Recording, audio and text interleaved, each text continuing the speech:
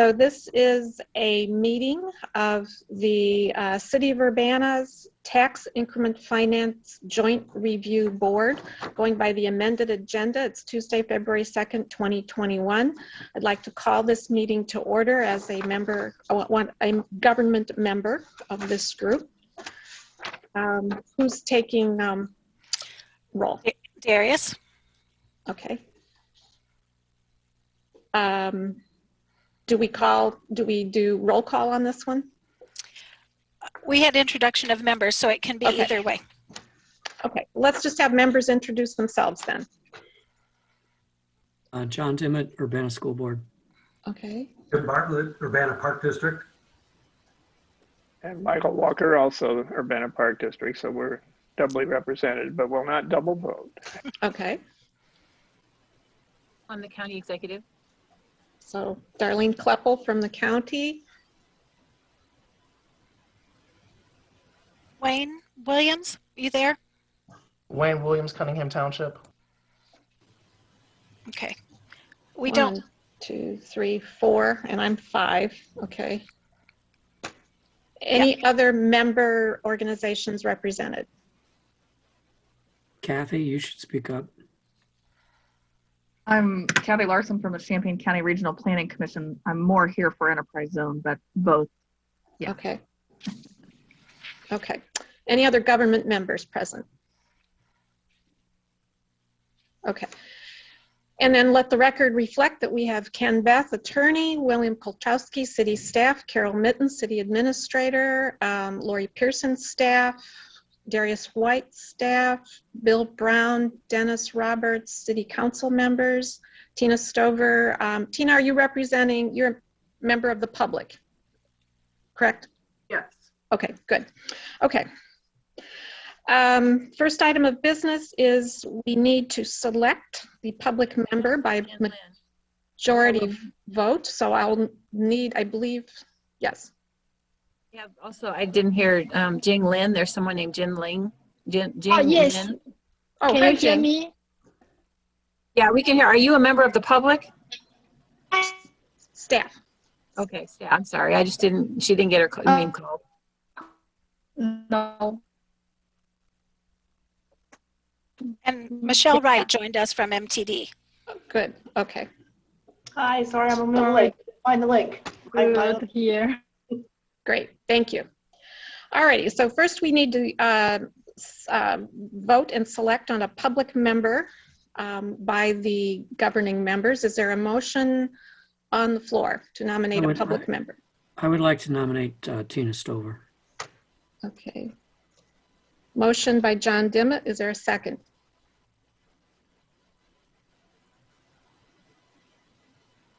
Darlene. Seconded by Darlene. Any discussion? Okay, can we have a roll call vote, please?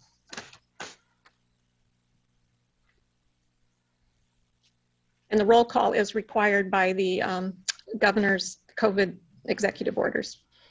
I can do that. This is Lori. Okay. Mr. Dimmitt? Yes. Ms. Kloppel? Yes. Mr. Bartlett? Let Mr. Walker vote. Mr. Walker? Mr. Walker, you're muted. Yes. Mr. Williams? Yes. And Ms. Wright. Thank you. Ms. Wright? Yes.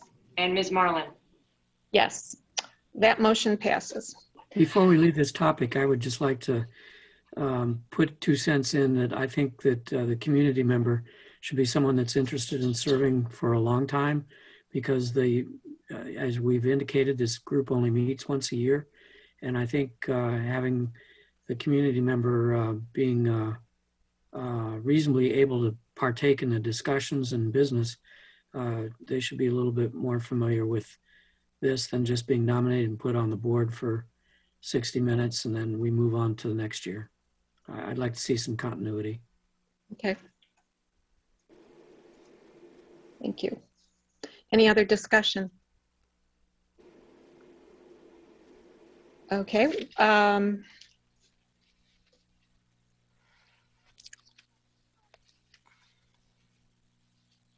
Next For item, purposes- and we for voted on purposes- that, correct? Right. Yes, we did. Yes, okay. For purpose of the minutes, I see other people from the school district joining us. Just so you know. Okay, Jennifer Ivory Tatum and Carol Baker. great. Okay. Welcome. Thanks, John. Next item is selection of the chairperson by majority vote. Is there a motion? I nominate Mayor Diane Marlin. Second. Moved by Tim Bartlett, seconded by John Dimmitt. Any discussion? Please call the roll.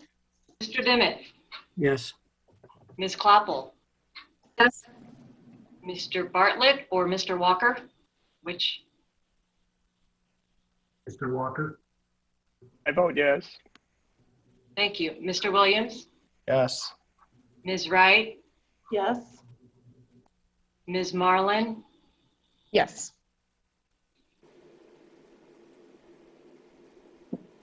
Did we have any other government members join in the last couple of minutes? This is Jean. Jean, Hi, Jean. Yeah. and you're representing, City of Urbana. okay, so She's you're, our- okay, so you're not a voting member, okay. Okay, No, thank you. Yeah. Sorry. I thought maybe okay. you were wearing a different hat today, so I just needed to make sure. All right, next item is approval of the minutes. Is there a motion to approve the minutes? Move approval. This is Darlene. Okay. Is there a second? I'll second that. Moved by Darlene, seconded by Michael Walker. Any corrections? Yes. Is that Wayne? Yep. Okay. For my name, just could you add the junior at the end? Okay. Thank you. Wayne T. Williams Jr. All right. Okay. Any other corrections? All righty, could we have a roll call vote, please? Mr. Dimmitt, Yes. Ms. Kloppel, Yes. Mr. Walker, Yes. Ms. Williams, I'm sorry, Ms. Wright, Yes. Mr. Williams, Yes. and Ms. Marlin. Yes, that motion passes. Next item on the agenda is public comment. Does any member of the public wish to address this group? And if you do, please indicate by raising your hand. Actually, Ms. Chair, I neglected to include our newly elected public member in that last vote on the chairperson. That was my fault. So we need to include in that last roll call, Ms. Stover. Okay, Yes. Thank you. My apologies. okay. I don't see anyone wishing to address this group. Let me check one more time. Apparently not. Okay, we'll move on to overview of the TIF activities and projects. Okay. I am going to share my screen with you. So hang on one second.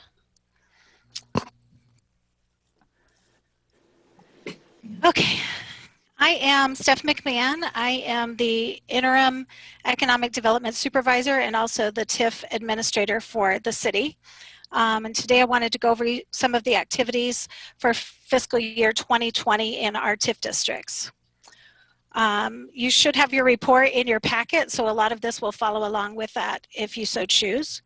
Our TIF 2, which is where we're going to start, started the year at 1.4 million and ended at 1.423 million. So that's where the numbers fell this year.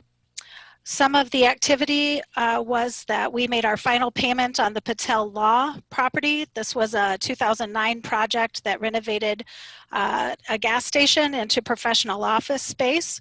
The final payment of $7,900 was paid out in fiscal year 2020.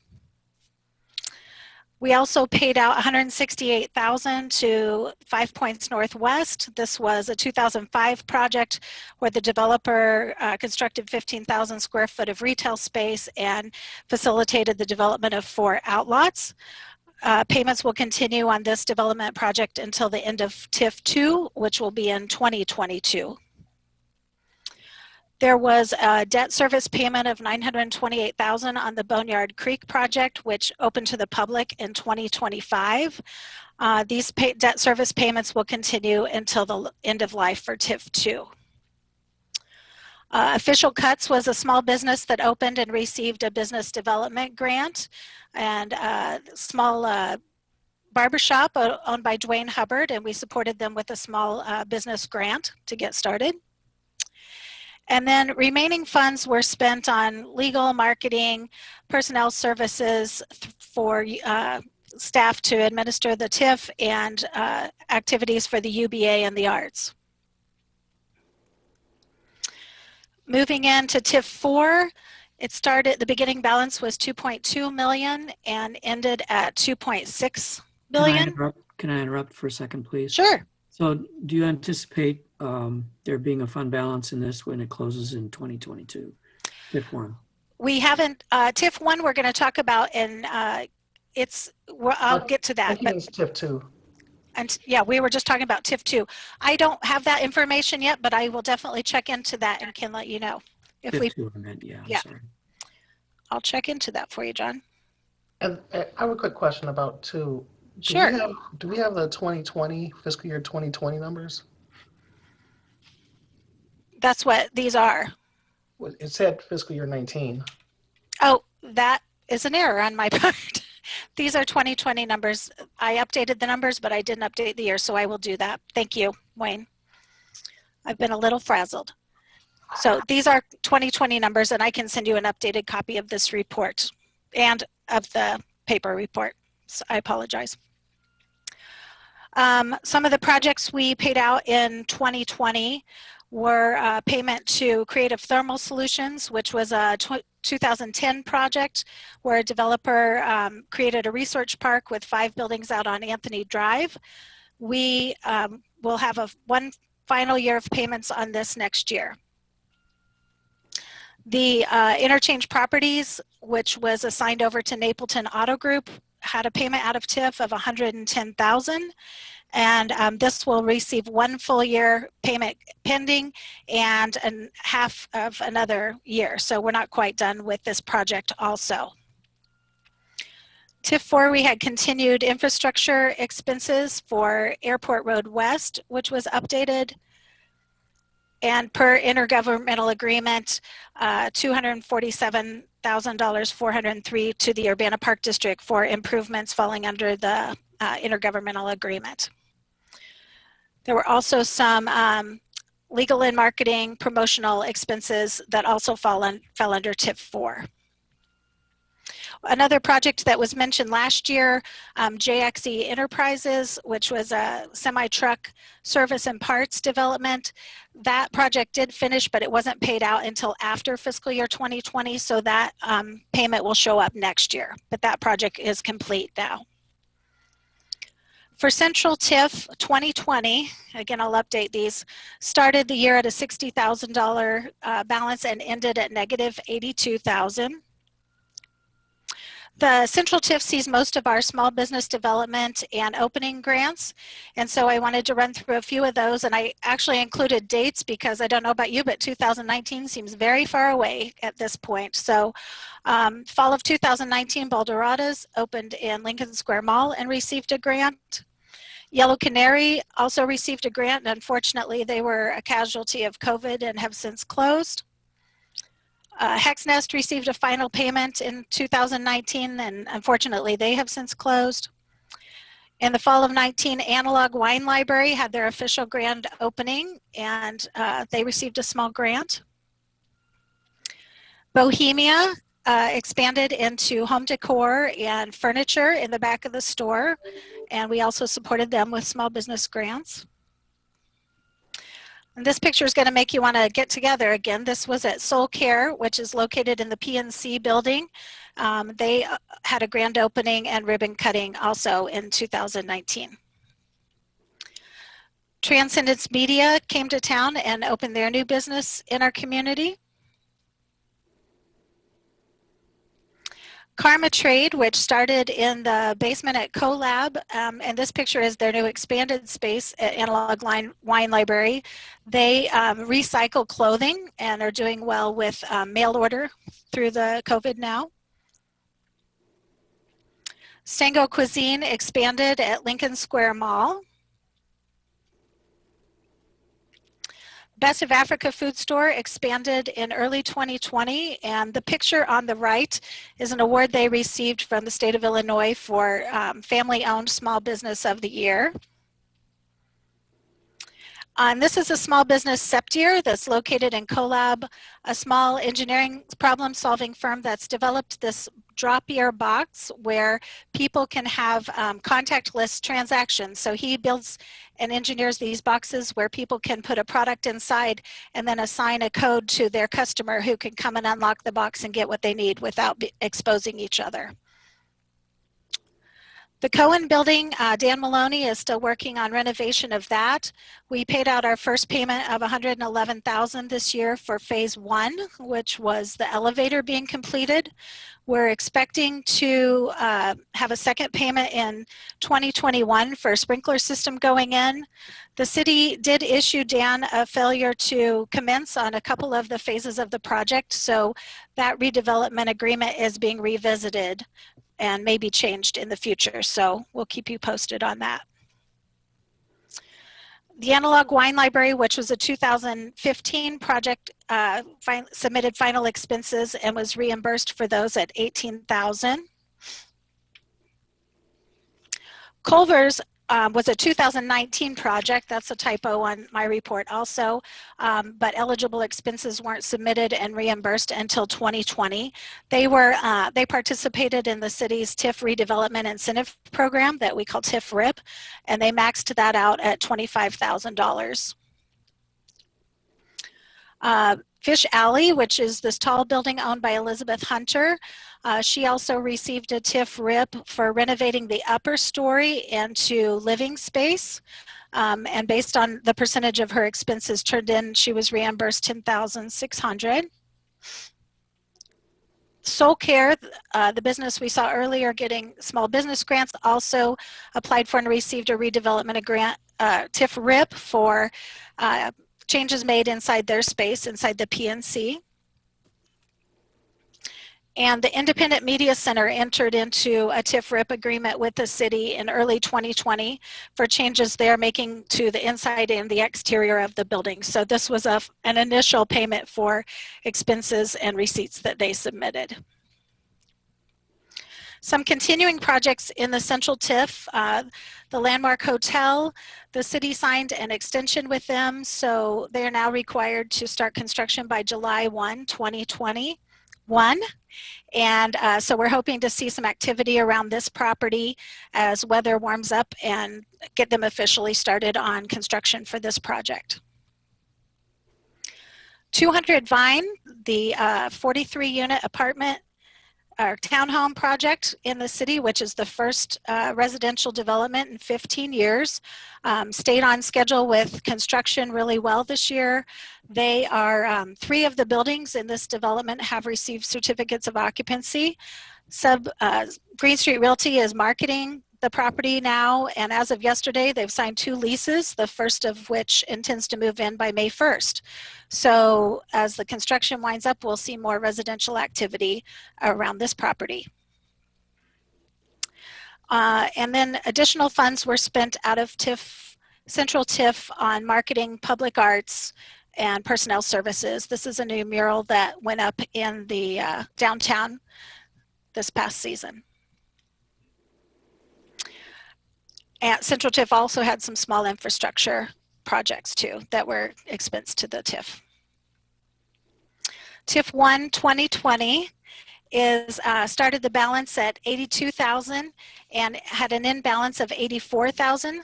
We had a final payment out of the post-TIF closure fund for the Stevens Building project, which was a 2014 project that renovated upstairs into residential and downstairs into business tenants. And as that closed out our post-TIF closure fund, we went into the formal closeout of post-TIF, and checks were cut to each of the taxing bodies. I believe they were cut last Friday, and so each of the taxing bodies should be receiving those in the mail if you haven't already. So I'm glad to answer questions you have or comments you have, and I'll make updates to this report and send it out to each of you. Any questions for Stephanie?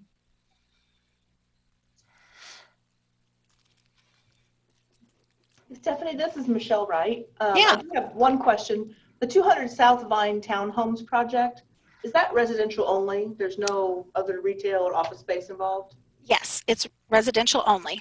Okay, thank you. There are 2 units that have a live-work component. So if you consider working from home commercial, just wanted to point it out, there are 2 units that are designed for live-work. Thank you. And I would add they are bright, sunny, wide open spaces on the ground level of each of those 2 apartments. So they're really, really a neat space. I have a question. Hello. Wayne? For TIF 2, the beginning balance is a little higher than the end balance was last year. Yes, that was, there was a difference of $32,091 that came from a transfer to the general fund that was double entered. So that was corrected.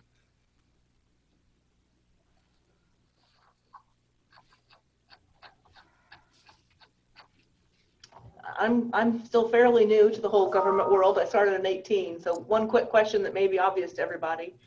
The 2 businesses, Yellow Canary and the Hex Nest, that received incentives but then closed, there's no return of any of the incentives they got, correct?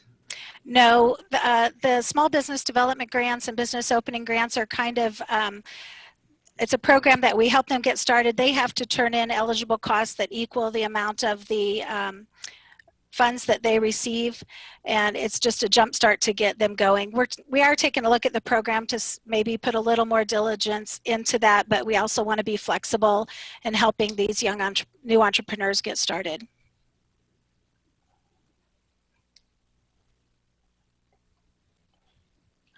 Any other questions or comments? Well, so do we have plans on how we might approach the end of TIF 2? You said you were going to get to that at some point. Maybe this is still the wrong point in this. Yeah, I'll probably have to get back to you. I don't know if we have an estimated balance that'll be available at the end of the TIF 2. That's something that we're going to have to take a look at, how these projects are going to wind up, how much is going to be taken care of in the next year. And so we'll have to look at the numbers, and I can be in touch with you personally. Well, I think probably Carol Baker is going to be more concerned about if there's going to be any money returned to that's a significant, relatively significant amount as opposed to just the less than 100,000 that was available on the one you closed out. And so I think for the school district, this might be $500,000, and it would be, or something on that order.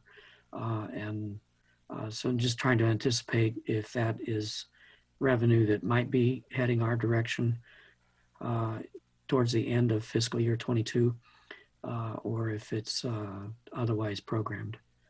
Well, keep in mind that if a TIF district is adjacent to another TIF district, those monies can easily port over. So in the planning, we might want to look at that possibility also. So we do need to start our planning for the next couple of years. We haven't quite gotten all those numbers yet, but intend to do that shortly. So we can certainly convey that information that we have and sort of the planning that we're doing, where we are in that once we have that a little more refined. Yeah, because that would be of importance to those of us that aren't with the city of Urbana. I understand the city's interest, but those of us that have been waiting for these TIF districts to expire for us to get the benefit might have a different viewpoint. Do I understand correctly that the Boneyard payment of $928,000 is going to occur at least twice more before the end of the TIF, which would more than wipe out the balance? I believe I'd have to see what's remaining on that that debt out there, but there is another payment for sure. Yeah, I just read the last sentence there says payments on the debt service for the adjacent public improvements will continue through the end of the life of TIF 2. Correct. And the annual payment was $825,000. Correct. So there's only $1.4 million. One more payment's going to take a big chunk of it. So. Well, except you've got revenues coming in of 1.2 million during that same time period.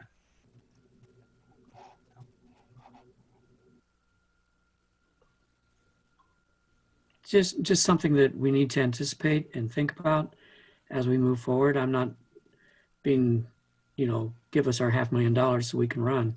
But I do think it's important for us in terms of our planning, those of us that are the other units of government, park district, school district, MTD, et cetera. We just need to be ready to anticipate whether there's going to be revenue or not as Absolutely. we try to plan our expenditures during that same time period. Absolutely.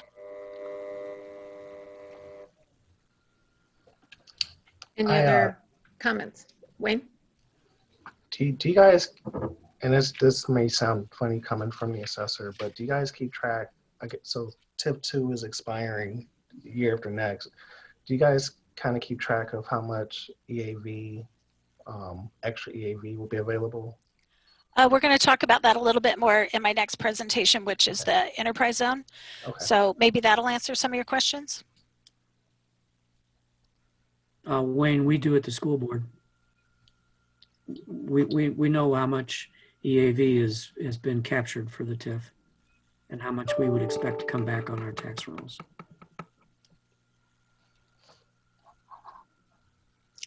You okay with waiting to see if my next thing answers your questions, Wayne? Yeah.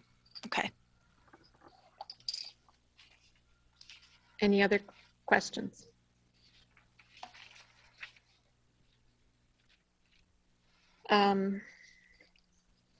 Well, seeing none, I think we can move on to adjournment. And we'll begin in 4 minutes with the Enterprise Zone Advisory Board meeting.